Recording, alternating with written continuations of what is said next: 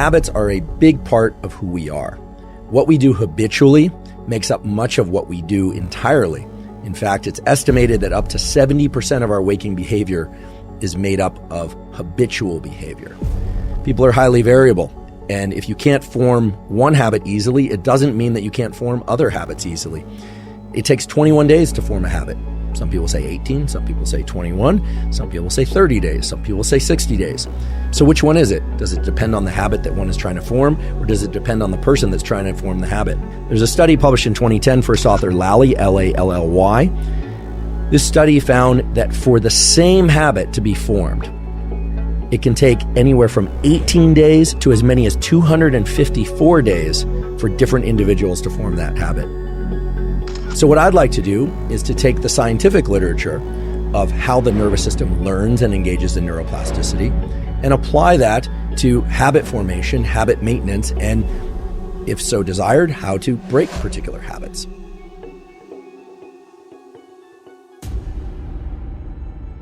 I'd like to give you a particular tool that's gleaned from the research psychology literature. With each repetition of a habit, small changes occur in the cognitive and neural mechanisms associated with procedural memory. So I just want to talk for a second about what procedural memory is. In the neuroscience of memory, we distinguish between what's called episodic memory and procedural memory. Episodic memory is a recall of a particular set of events that happened, whereas procedural memory is holding in mind the specific sequence of things that need to happen in order for a particular outcome to occur. So think of it like a recipe or a protocol.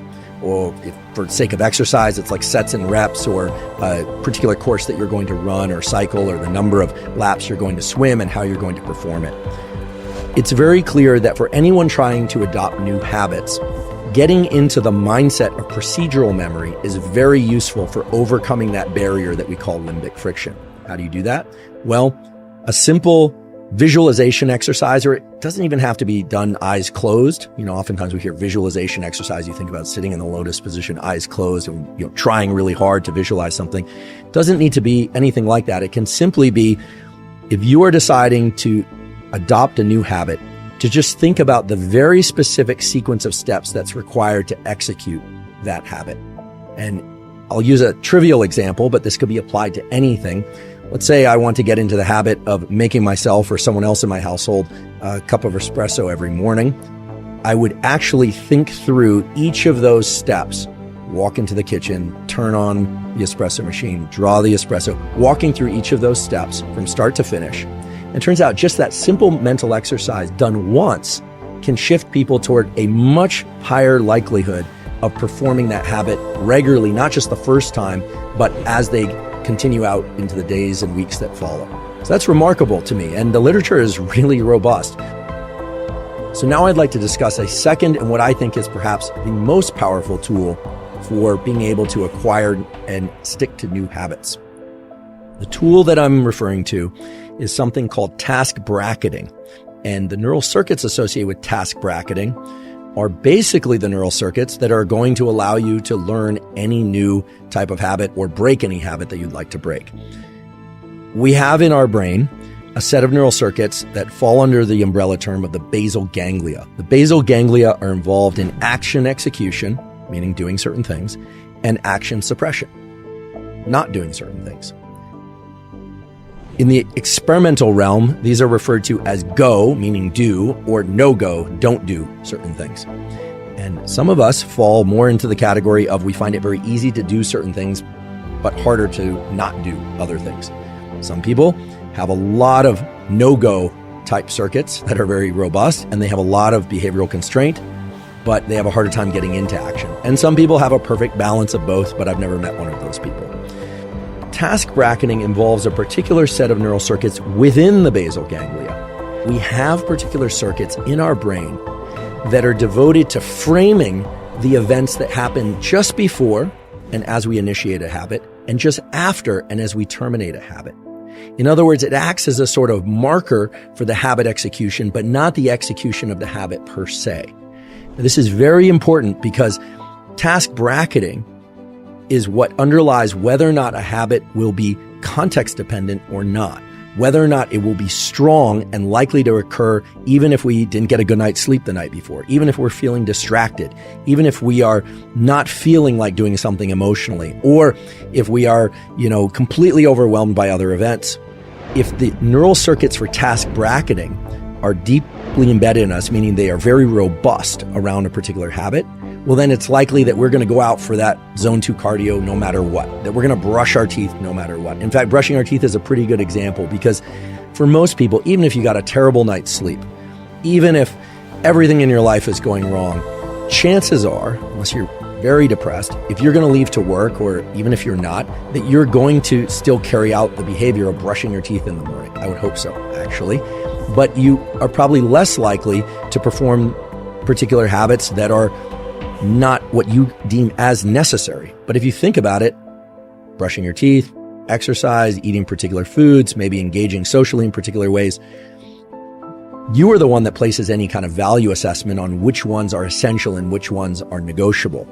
So task bracketing sets a neural imprint, a kind of a fingerprint in your brain of this thing has to happen at this particular time of day, so much so that it's reflexive. While it is important to think about the sequence of events that would be required in order to engage in that behavior, that procedural memory visualization exercise we talked about before, that will help. There is a way also that you can orient your nervous system toward this task bracketing process so that your nervous system is shifted or oriented towards the execution of a given habit. So this is sort of like warming up your body to exercise. When the dorsolateral striatum is engaged, your body and your brain are primed to execute a habit, and then you get to consciously insert which habit you want to perform. If you are considering adopting a new habit, or if you are trying to break a habit, it's very useful to think not just about the procedural aspects of what you're going to do, but also think about the events that precede and follow that particular habit and the execution, or at least the effort to execute that habit. What you're doing is you're casting a kind of a spotlight around a bin of time or a set of events for which dopamine can be associated.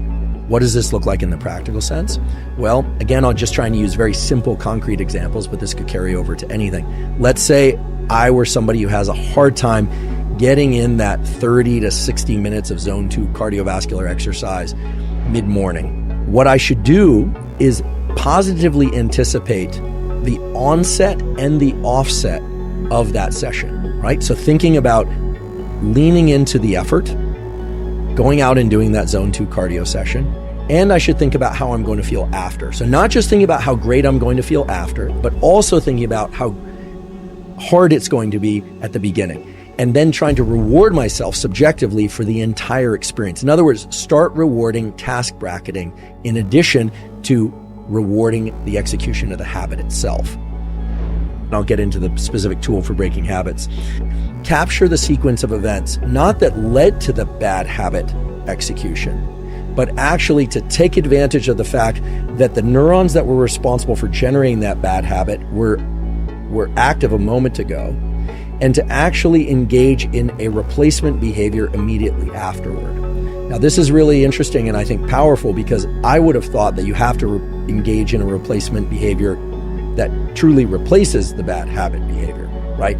That you would have to be able to identify your state of mind or the sequence of events leading into the bad habit. But rather, the stage or the period immediately after the bad habit execution is a unique opportunity to insert a different type of what we would call adaptive behavior, but that could be any behavior that's not in line with the bad behavior.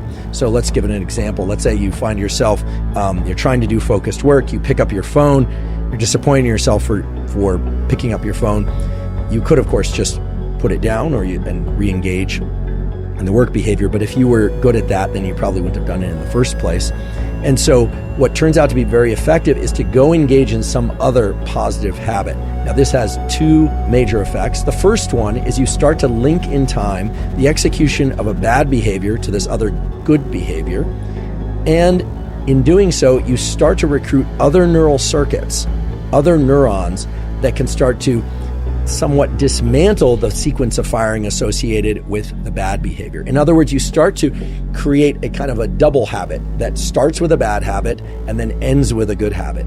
And that seems to create enough of a temporal mismatch so that then recognizing when you're heading toward the bad habit becomes more apparent to you. So again, I want to make this very, very concrete. Let's say that the behavior is reflexively picking up one's phone. You do that, you think, oh goodness, I did it again. Here's what I'm going to do. You would set that down and then you would engage in some other positive behavior that you've deemed positive. And here it's very subjective, so it's hard for me to give an example that will necessarily make sense to everybody. But perhaps you're working on hydration, so maybe you go have a glass of water. Maybe you are trying to do breath work or something. Maybe you are trying to enhance your language speaking skills, and so you go and you spend 5 minutes doing a particular type of language learning. You literally exit whatever you are doing and perform that other new positive habit in the immediate period right after that, even for a short period of time.